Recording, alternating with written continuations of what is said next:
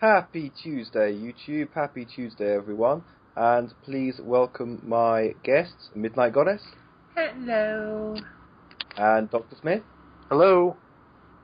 And tonight's topic, rather, is essentially, should religion just be removed from schools entirely? Just, why do you need religion in education? Now, obviously, this would mean, I suppose, the end of any faith school, whether it's Muslim or Catholic. I will say, I think the preferential treatment of faith schools here in the UK is something that should end.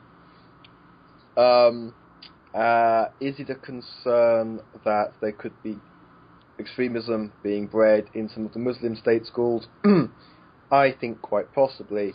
Would also say, do Catholic state schools need extra taxpayers' money, given that if the Vatican wanted to feed, clothe, provide medical care for, shelter, etc., every child on the planet, they could, and they'd barely notice.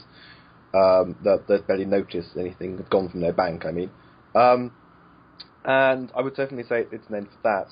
And now, what the education I had, we end school on GCSEs. So there were 3 years where religious studies was compulsory as part of the humanities. And then which humanity or humanities you chose out of religious studies, geography and history, that was up to you. That was entirely your choice for the actual exam level.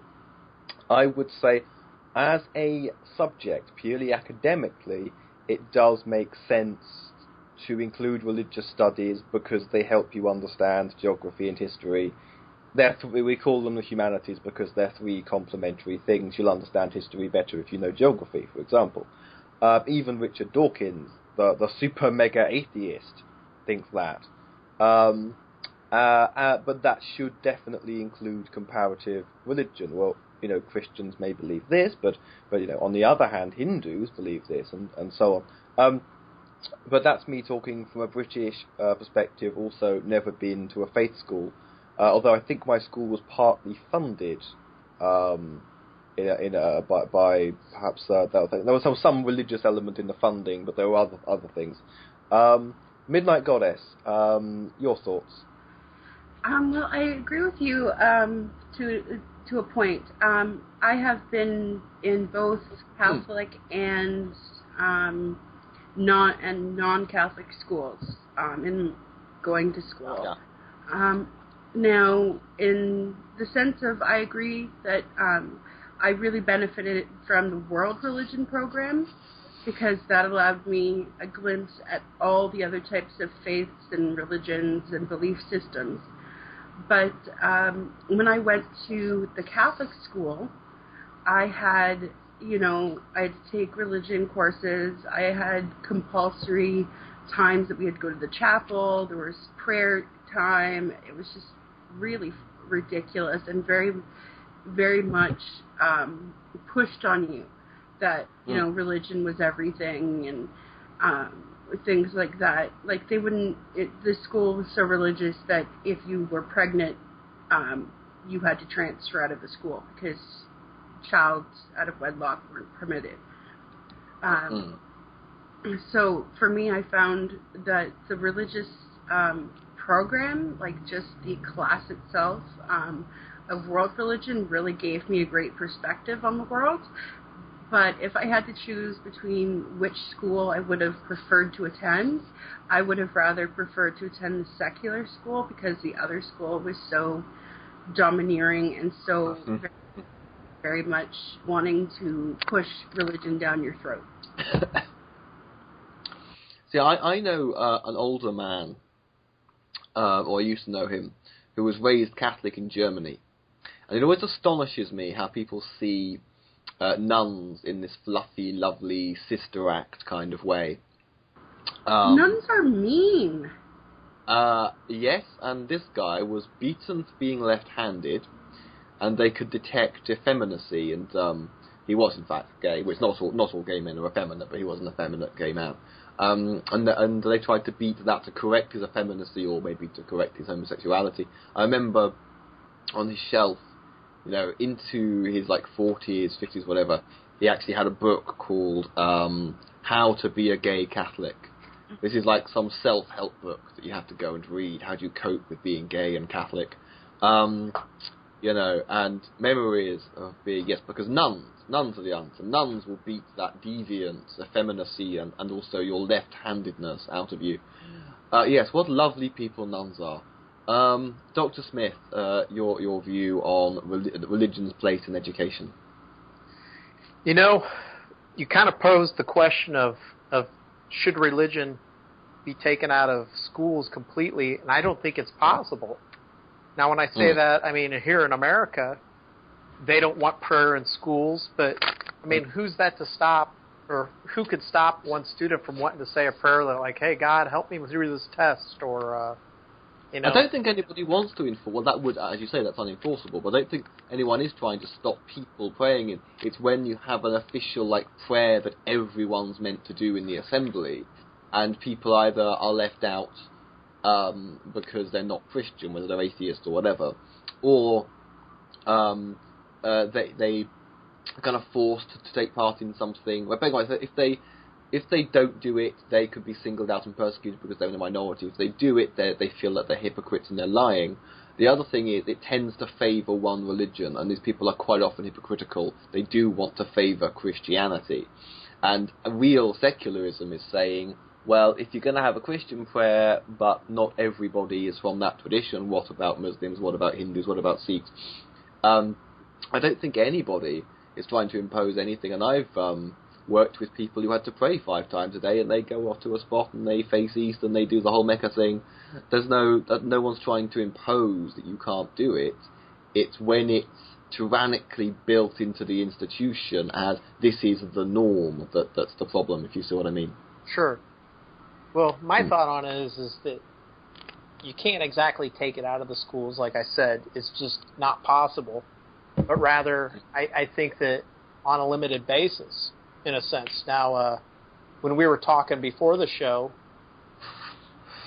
who was it that had pointed out to me that they enjoyed world religion?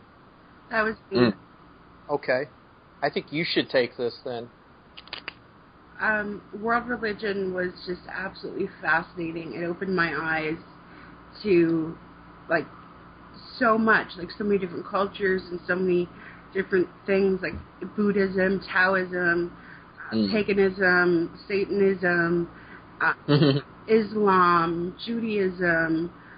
It was just so fascinating what I could learn from that, and it opened my eyes to a whole new world that the Christian schools were trying to hide from us. Well, that's because when you let young people think about, but hang on, if I'd been raised in India, I might have been a Hindu and believed in a whole pantheon of gods who are, or they're all technically incarnations of the same god, but you know what I mean. But actually, everything's an incarnation of the same god. Krishna, isn't it? How vehemently, because most of the time people do more or less believe the religion they were raised with. Most conversions, I think, are from one type of Christianity to another, things like that. And that is one of the things why sometimes if you ask somebody, well, why are you an atheist? They will say, well, I mean, actually, coming out from my point of view, I live in London, which is one of the most secular cities in the world, but it's also one of the most cosmopolitan. And although I suppose I was raised Church of England, I wasn't raised very enthusiastically Church of England. It wasn't a big thing. I did go to Sunday school. The Scouts, or as you say, the Boy Scouts, went to church. I was part of that. So I was kind of very casually involved in a sort of Greater London meets Home Counties middle class Church of England sort. I was that type of Christian. And then when you look around a place like London and you're young, especially the parts of London I've lived in, right, well, first of all, it is so secular. You're not exposed to a huge amount of religion. There's no controversy in the classrooms because there are no creationists here, apart from a few extremist Muslims. You won't meet a Christian creationist here. But you also notice, you walk down a street in the neighbourhood I grew up in, you will pass a Jewish household, a Sikh household, a Hindu household, a Protestant household, a Catholic household. The list goes on. I would say about at least a dozen of the world's faiths or religions represented just by walking down one road in the kind of part of London I grew up in. And inevitably, whether it leads to atheism or agnosticism, you're going to think, well, not everybody can be right. So if somebody goes to school in, say, small town America, and everybody's Christian, and that it seems weird to you that anybody in the world isn't Christian, and you're taught world religion or comparative religion, you're going to start to doubt that you just happened to be born, to be lucky enough to be born into the religion that is, quote unquote, the truth. Either of you have anything to comment on that? I think you said it really well. I could also you said a mouthful. I said a mouthful. I tend to. Well, another thing, of course, is it could be that there is a God, and that nobody on Earth has got it right yet. So it's kind of like it could be a sin to pray in the shed, but compulsory to pray in the bathtub, or vice versa. Nobody knows. That's metaphysics. Yes, this makes me want to read Skepticism Inc. again. I guess the biggest thing that I could think of with this subject is, and it's been said before, but it seems to me that like it's looked down upon to have a little bit of free thinking and question some of the things that I think normal, healthy people. I think that's kind of a bad way to say it, insulting to some people. Let me think of another way to put it. Most people would want to have an answer to why is the sky blue, or why is the grass green? Simple questions like that science can answer. And with religion, it's a leap of faith, and it's a very tough, leap of faith for many to want to take that jump with. Myself at times included. I've struggled with an internal turmoil over religion due to family members.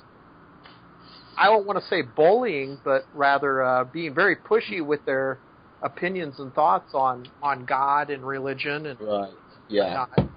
So when it comes to that, I lean towards less religion at school, so that way it isn't making people conform to somebody's ideology. That is another thing, of course, because a lot of these religious types, the parable that they need to read is Aesop's fable. And as I recall, it was a bet between the sun and the wind as to who could get this man to remove his coat. And the wind blew and blew and blew harder and blew harder to no effect, and then the sun simply had to shine and make the man feel warm, and he removed his coat of his own free will. If only, mind you, if that were actually in the Christian Bible, they'd still ignore it, or enough people would ignore it or corrupt it. But they don't get it. The attempt to indoctrinate by either bullying or by threats. I mean, this absurd idea that you can use the threat of hell against an atheist. But mind you, when they use the threat of hell against children, that's not cool. I think it's abusive when they use it against children. Yeah. Can I ask a question? What do you two think of my niece? I think she was about 5 years old, and she was going to a religious school, not Catholic. Around Easter time, my sister was sent home with these eggshells. Then she was explaining to me that she had to show Lily, my niece, these eggs need to be broken a particular way to represent the spears being jabbed into Jesus Christ before he was hung on the cross. Don't you guys think that that's kind of a disturbing image to be putting in like a 5-year-old's mind? I was taught that a long time ago. I mean, I couldn't even really wrap my head around some of these concepts they were teaching us in Sunday school. I think when you're about 10 or 12 years old, that's a few more years to where you've kind of been brought into a few more situations and whatnot. And you kind of understand things or begin to understand things a little bit, and you become to be a little bit more aware. But like throwing things out to a young kid at that age. Yeah, this is the thing, and it's religion, so it gets a free pass. But you're kind of telling them, you know, you wouldn't show a horror movie to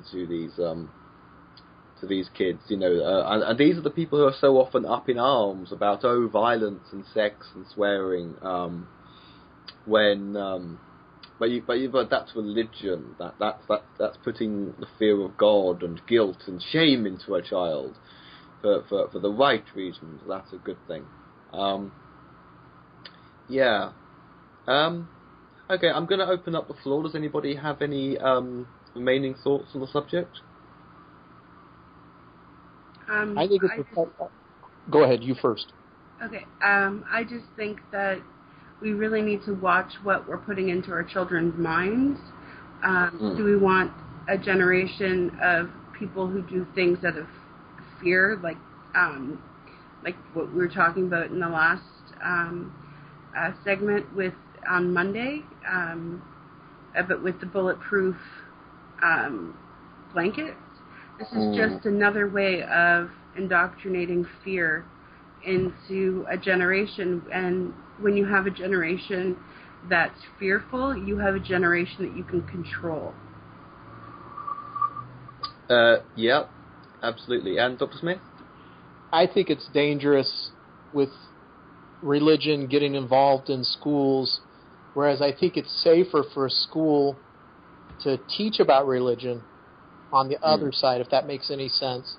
I think it's better to, like we had discussed earlier in the segment, world religion, getting an overview of what religion is about, what it's done, good, bad, or indifferent, in teaching people a very middle-of-the-road perception of it as opposed to giving it a very one-sided view.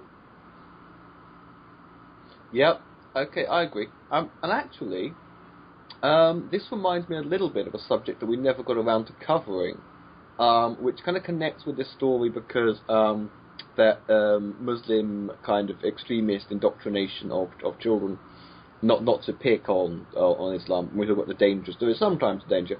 Our mayor, and this may be yet another example of, I don't know if it's peacocking exactly, but it's another. But basically, the London Mayor Boris Johnson wants social services to investigate Muslim families to see if they are, if children are being raised, to believe that it's a good thing to be a suicide bomber, things like that. To see. Are you serious? To see if children are being radicalized, defining it. Not as, only is that's disgusting and deplorable. Not to mention that is one. You're putting everybody in the same camp. You're stigmatizing them. You're making people scared of them when they already have a bad reputation. Like, what is going on with these people? Like, seriously, what is it? Well, What is? No offense to you, the fact that you live in Europe, Alex, but what the hell is up UK's ass when it comes to Muslims?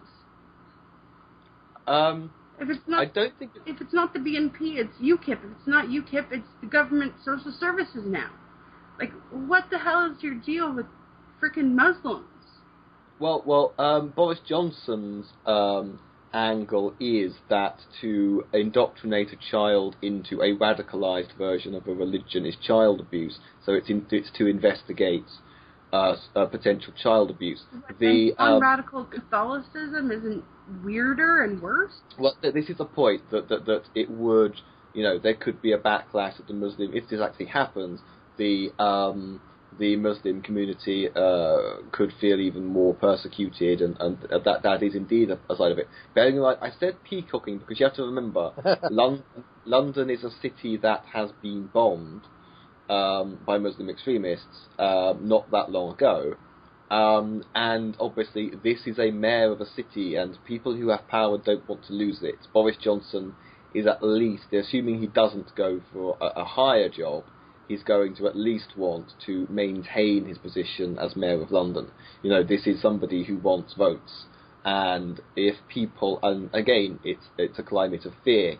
If people are scared enough when they go on the London Underground every day, then enough people are going to hear this. It's not really a policy. Hear this proposal and go, yeah, absolutely, protect people. And it wouldn't surprise me. In fact, I would expect it more from certain parts of America if there is a Muslim population and people. I can imagine. Canada, so I can imagine a New York mayor. Let's be realistic here. A New York mayor might say this as vote bait, whether they do it or not. But Dr. Smith, your thoughts on this? Wow, I don't even know where to begin. I mean, it's again another slippery slope. On one hand, I see where people are afraid that I'm sorry, you said Islams or Muslim? Muslim. Muslim, the fear of Muslim teaching their younger children to become terrorists is there. And I understand why, especially, in our country, there's several people fearful of Muslims and, extremists. We don't know, who's our friend and who's our enemy. And I've had my dad, who's very, very staunch Republican, telling me, his what he's understood as far as like Muslims, how they call us infidels if we're Christians, and that Christians should be killed off. And I mean, to me, a peaceful religion, Catholic, Muslim, Buddhist, whatever you want to get into, the last thing they'd be thinking about is trying to kill somebody because of their beliefs. As far as it goes with that, the slippery slope, here it is how exactly do you figure out whether somebody's teaching that way or not without breaking several moral codes? Well, this is the thing. They're already investigating schools in that way, which unfortunately the Muslim faith school looks like there's some kind of gated community where, what's happening behind closed doors. Don't forget, of course, far more recently than 7/7, there was the stabbing of that soldier. Bearing in mind, those Muslims were British. They were born and raised in the UK, just as some of the Islamic terrorist attacks in the US were committed by US citizens. So people do have this fear of it's not necessarily an Arab who's come over from Saudi Arabia. It could be somebody who sounds like a regular American Joe. I mean, in the case of going back to Britain, one of the 7/7 bombers was just this teacher. He was married. He was considered a pillar of his community. Nobody knew he was going to go down to London with a bomb. So yeah, people have these fears. And as for you talk about staunch Republican, well, Boris Johnson is the British equivalent of a staunch Republican, and so he's mainly going to get those kind of right-wing votes anyway. I suppose the big fear here is where a Midnight Goddess mentioned UKIP. When a party like UKIP get votes, that's not the only concern. One of the implications is that mainstream parties will try and get votes by being more like UKIP. So the Conservative Party are inevitably going to... They've lost a load of right-wing votes by not being right-wing enough.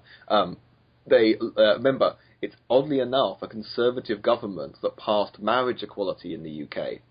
You lose your real staunch right-wing hardcore Conservative members when you do that. They could have voted Conservative their whole lives. They'll switch to UKIP over an issue like same-sex marriage, which I don't know if UKIP has an official policy, but they definitely have politicians who say very homophobic things. They're like it's like if in America, if you had an alternative Republican Party for people who found the Republican to be not Republican enough. I suppose like a Tea Party kind of thing. Yeah, I was about to say, it sounds like you're kind of describing the Tea Party. Yeah, so that's basically what it is. David Cameron, hate him as I do, he's not quite enough of a right-wing asshole to keep the entire right-wing a-hole vote. And I think that's one of the things that really depresses me, is that getting marriage equality in the UK has had this knock-on effect because it did help UKIP. Okay. Anything else either of you wants to add at this point? I think as far as the subject, wanting to investigate to see if children are being taught that, like I said, I'm afraid of something like that happening here in the U.S. However, I mean, how do you tactfully approach that matter without racially profiling somebody? Well, yeah, I mean, it unfortunately is a form of profiling. But at the same time, while I can see a reason for it, it's, as I think we've covered, it is appealing to fear-mongering. Although, as you, James, keeps pointing out, the Conservative Party and this government and so on, they are often full of hot air. David Cameron was going to block porn in the UK, as we discussed before. That was a year ago. No one says anything. No one in the UK is saying, "Oh, I used to be able to access this porn site and it's now blocked here." All these things that appeal to the conservative mindset that they say. A lot of it. And of course that Michael Gove thing of punishing parents if for children misbehaving in school. Will that really happen? Well, I certainly hope not. But anyway, okay, I think it probably is time for final thoughts and goodbye. So, Midnight Goddess, your final thought and goodbye? I have never been happier to be Canadian. Because we don't have this issue that you guys seem to have with Muslim fear. And I think it's really sad that you guys do. And I understand you've had terrorist attacks and things like that, but I still find it really sad. So this is Midnight Goddess saying, if you can't love yourself, how can you love anybody else? Mwah.